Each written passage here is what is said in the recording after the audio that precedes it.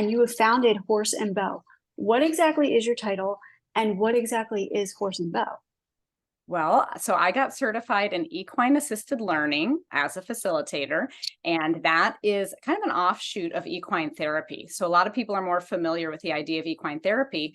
But when I was looking to increase my knowledge in connecting with horses and horse communication and all of the things that people can benefit from by being around horses, I knew therapy wasn't quite the route I wanted to go. And so equine assisted learning is more about improving interpersonal skills, relationship building, confidence, trust, all the different things that we can use in our day-to-day relationships, but that we can learn through horses, who I call the masters of communication. They're just very, very good at that.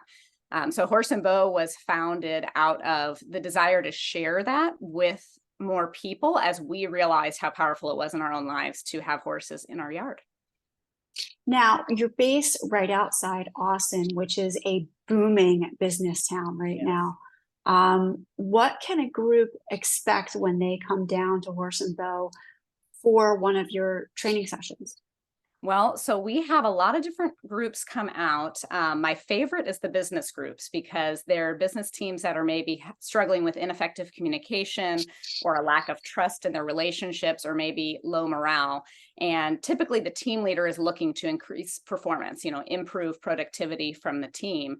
And so we have a lot of different exercises that we do with the horses that can help people understand where they are failing to communicate clearly, or maybe why they're getting a certain reaction from their coworkers when they behave a certain way or say a certain thing. So that's one group that we tend to work with. Secondarily, we have a lot of people coming out for mindfulness and meditation kind of exercises. So, for instance, we have a yoga retreat happening in November. They're doing the retreat near us, and they're going to come to us at the end and do some mindfulness and meditation exercises with the horses.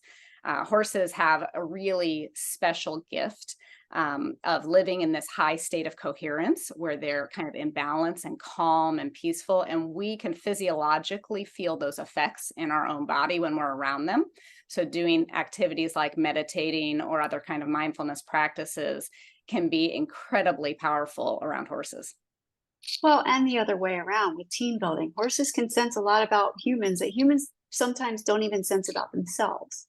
That's exactly right. And the horses respond. I say it's like putting your behaviors on a big screen because they're either acting like a mirror where they literally reflect back at you what's happening, or they react to the way you just behaved or the energy that you're giving off. And you can see, like, whoa, that's how I'm affecting people, which is just, there's really no other way to get that kind of immediate, raw, and honest feedback in a totally non-judgmental way. Because we tell ourselves a lot of stories. So if somebody else were to criticize or give us that feedback, we might be like, oh, well, they just don't like me or they just don't understand. A horse is, they don't know what happened before you came. They don't know what your goals are. They don't know what you've been through. They're just responding to the energy, the vibe, the behaviors that you're putting out there.